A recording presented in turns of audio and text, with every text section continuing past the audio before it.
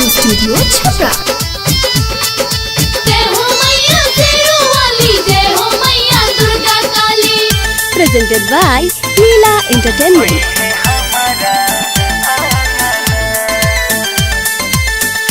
गाय के गोबर से आंगना लिपाइब जी, ओई जे गजमती चौका पुराइब जी। हे माँ, हे माँ। गाय के गोबर से आंगना लिपाइब जी, ओई जे गजमती चौका पुराइब जी।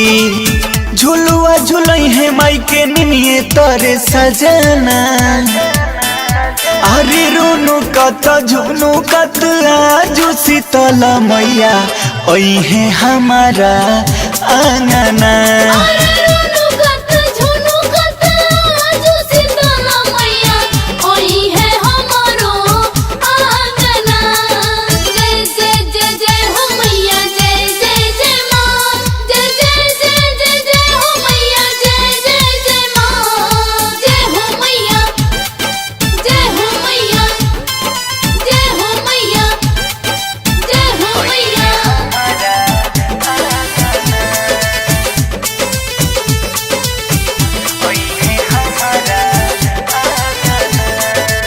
देवरू ले आई दी है लाल लाल चुनरी, हाँ देवरू ले आई दी है लाल लाल चुनरी। और हौल के मुनारी से खुश होली सुनरी, मार्केट से जाई के ले आइब हम कंगना। रूनु कत झुनु कत आजू शीतल मैया ओई है हमारा आंगना।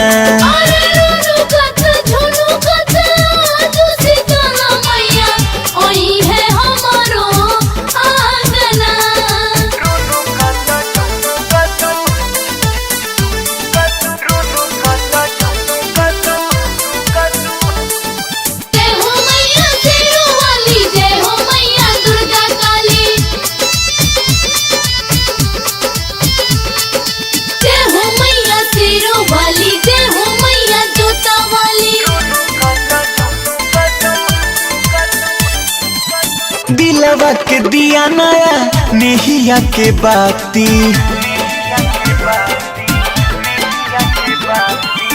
दिलवा के दिया नया नेहिया के बाती।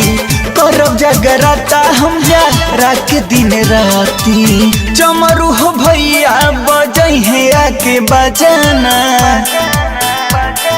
रूनु कत झुनु कत आजू शीतल मैया ओई है हमारा आंगना।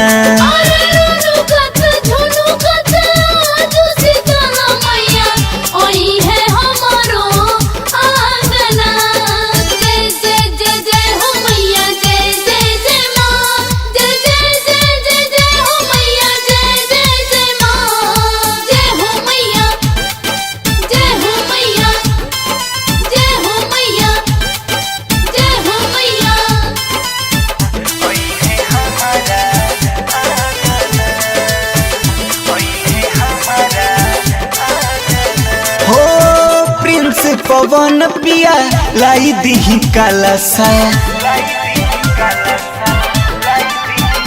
ए जी प्रिंस पवन पिया लाई दी काला सा।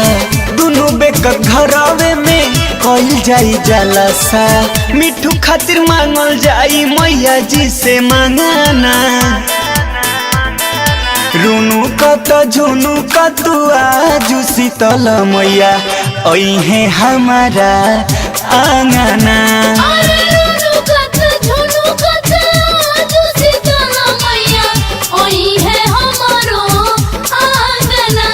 माही डिजिटल रिकॉर्डिंग स्टूडियो छपरा।